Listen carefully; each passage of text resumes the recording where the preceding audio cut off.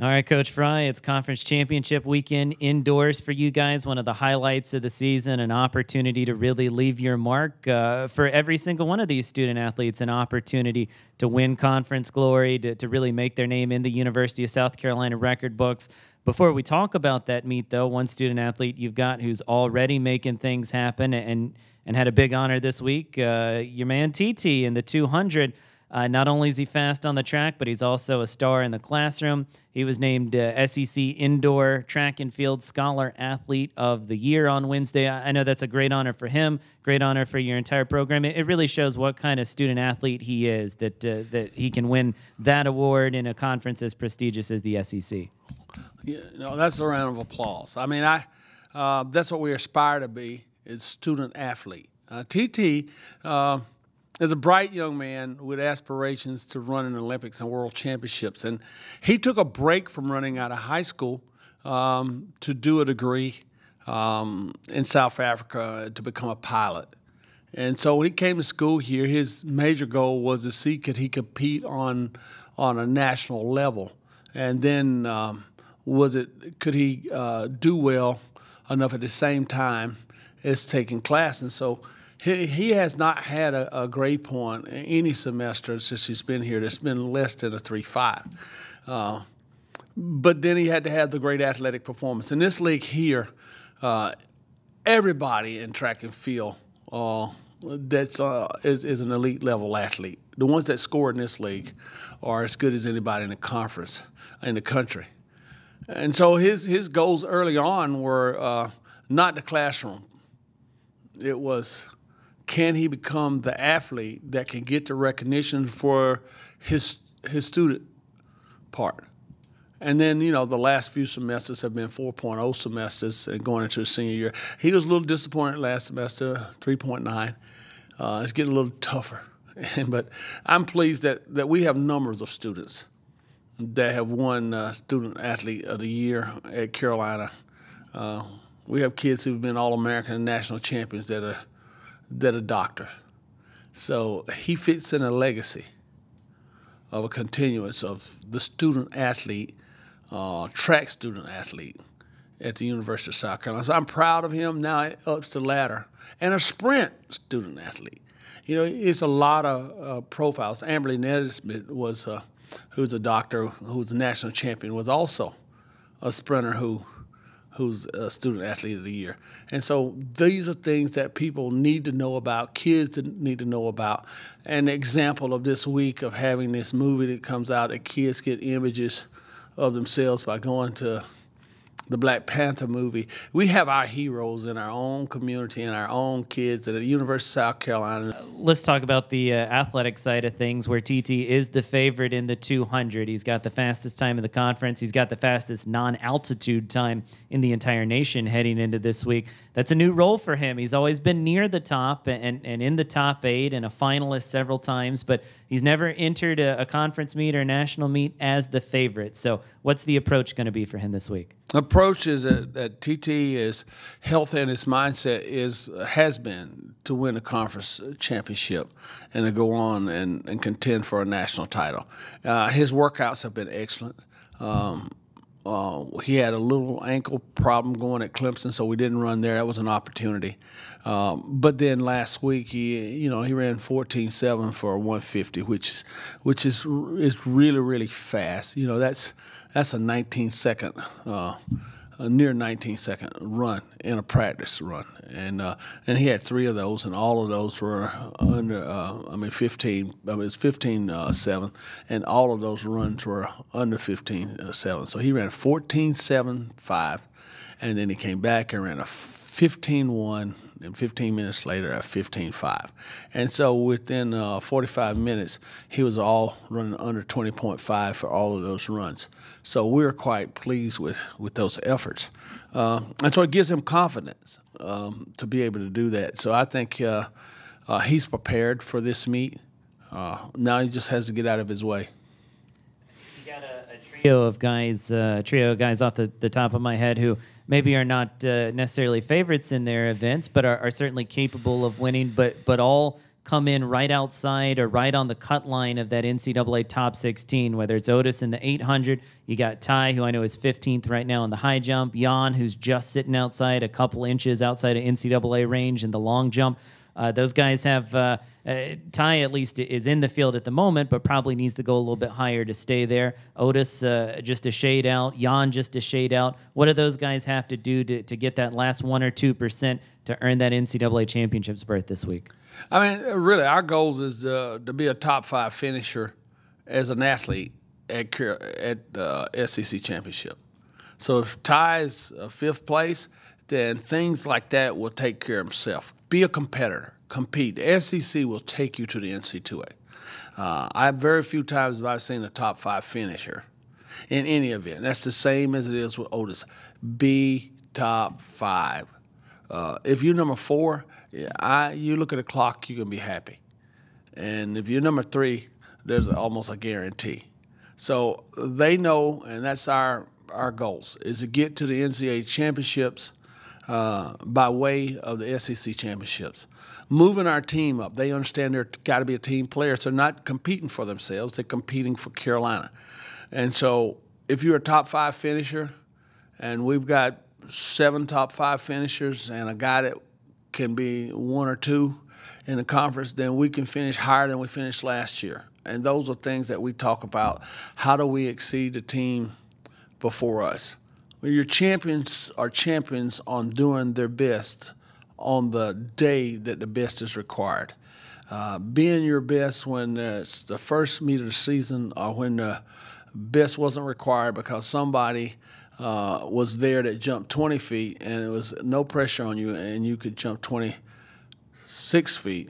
But on the day when your best is required, you jump 23 feet, then that doesn't put you in champion. But if you did your best on the day when the best was there, and I think our kids have had that attitude. We've arrived. We're rising up to the occasion. And so I'm glad that they're fit and healthy and going into the SEC knowing the occasion. On the women's side, the jump crew appears to be maybe your strongest outfit heading into SECs. Rugi in the long jump obviously has a lot of experience from last year.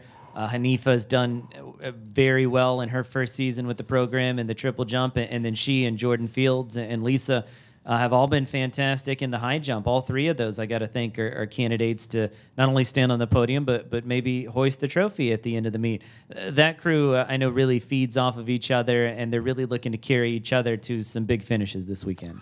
Yeah, having your teammate nearby you, it takes a little bit of the pressure off. Having one of your teammates make a big bar gives you an incentive to say, me too.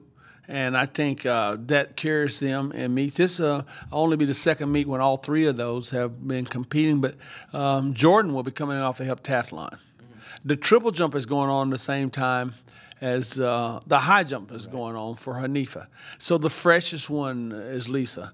And Lisa, this will start being where she's rounding herself in the kind of fitness that we expect her to come. Her practices have been really good, but she had to travel across the world to get here and adjust to the class and adjust to time changes. And so it's about a month in now. And so she's starting to have it and get adjusted to the coaching and things. So it's kind of a good timing for us, and we need it to be because our women need every point they can possibly get. If we can exceed last year's points, we can move up a spot. And that's what the goals there will be. It's in our jumps. Rugi and the high jumpers and Fields and a couple of throwers are our mega points for us. And then the pole vault looks like it's coming on. So everything for the ones we have, the bullets we've got are pretty stable bullets. But in this SEC, the top 5 teams in the country are in the top 10. In fact, 7 of the top 10 teams are in the SEC. We could be number 14 in the SEC and number 15 in the country, or number 17 in the country. So that's the kind of things that they have to be aware of, and don't let that, how good others are, affect you doing your best. One of the fun things I always know about these conference meets is when somebody can kind of sneak in and provide an unexpected effort that maybe you didn't think was going to happen, but suddenly they're in scoring position and providing points for the team. I think back to whether it was Alicia last year as a freshman in the shot put at the SEC indoor meet. Jan really had his best effort last year at SECs and really started to mature into somebody who could score for you guys. That was maybe a little unexpected. Do you have a couple of people this season that haven't really put forth that kind of top 10 SEC effort yet, but you know that they have it in them, and you know that they might be a factor, even though people aren't really looking at them right now? Well, I think that comes in the throws a little bit. Right now, Alicia, last year's scorer, hadn't put herself in that position to have the national level impact, and she had a surgery on her elbow this summer, and that thing is starting to come around at the right time. Alicia could add us a big surprise there for us. Eric, also in the throws. Eric last year was a big scorer in the conference, the biggest scorer in the conference for us. And so, he's going to try to defend being a scorer, and which is not on the scoring sheet. So track is a sport where you go down with the rankings of people coming into the meet, and you can kind of determine where the score is. Our score sits somewhere between 32 and 35 points. 35 points puts you as a team that can be 8th in the league. 36 points can make you number 6. But you have to go all the way to 60 points to get to be number 5. So it's a gap between the big point people and the middle and then the bottom. You just want to stay out of that bottom 3 category where you got to get in the bottom above the number of 21 points moves you out of the bottom 3. So those are wars that you have to have, and your team's got to understand. They know where we are, and don't get caught up into how great this meet is and become a spectator and become an autograph seeker. Because the SEC, it can be easily an autograph environment. Sure. You can take your camera to the SEC and video the meet and see records this year. The fastest time in the world. One heat can be the fastest time, and the next heat break the fastest time in the world. That's the kind of oddness. You will see Olympians in the SEC. You'll see 50 nations in the SEC. So if you're a young freshman or a newcomer, that you can get caught into that. So we have to tell our young kids to do, hey, look, we're counting on you. You got to stay focused and don't become a spectator. Last one for you, Coach. I know you're somebody that the family and community are pillars of who you are and what your program is all about. I know last week wasn't a huge competition week for you guys, so you got to go home a little bit, speak to your old high school. I know that's something that you're drawing inspiration from this week, and something that you're trying to pass along to your Gamecocks as they get ready for SECs. Tell us a little bit about what you did last week and how you plan to kind of channel that into maybe some inspired performances this week in College Station.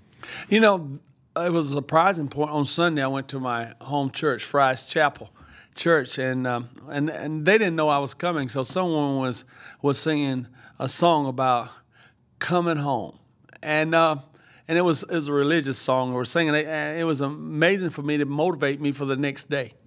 The next day was a presentation to an elementary school that we do a camp for the Frye Foundation for Diabetes and Mental Illness. And to go into elementary school a week after things occurred in Florida was a daunting thing. And the counselors asked me to be motivational and inspiring and encouraging to kids who are loners, try to figure out a way to do that. So it was a challenge. And to let them know is there's hope. You got friends, and if you're the responsibilities of the other ones there, if they have a friend that's not doing well or that's by themselves for lunch, then move away and sit. Even if they don't appear to want to be sat with, then the rest of you sit by. And that anyone can be someone from my community, because a guy can come from being a child of a lady who was a maid and a father that was a garbage collector, all the way to being an Olympic coach, that anything can happen. You can never write yourself out. So those are things that I try to pass on to the kids that get me fired up for the conference meet. To our team, it's not the season. It's you can get to the top of the SEC. And so it's kind of, as I went to Union Pines High School the next hour, was nothing on that part but to let them know what the insignia on their chest meant. UP, up. Everything that comes from here goes up. And everybody looks for somebody that graduated from this school to be an employee, a nurse, or doctor, or go to University of North Carolina, or go to NC State. That's the expectations for Union Pine. So it just gets, I'm in a fired up week. It gives me a chance to talk to our team about what they mean to everybody else. Everybody is watching, and you are somebody's hero. That's inspiring indeed, and hopefully the sort of thing that carries the Gamecocks into big performances this week at SECs. Coach, I'm sure we'll talk to you plenty while we're at Texas A&M, hopefully after a lot of medal-winning performances by the Gamecocks. You know, I am fired up. TT being a student athlete in the SEC is big. Seeing my home people is big. But going to Texas A&M and see can we get a couple national qualifiers is big. There we go. Should be a big time. Thank you, Coach. Thank you.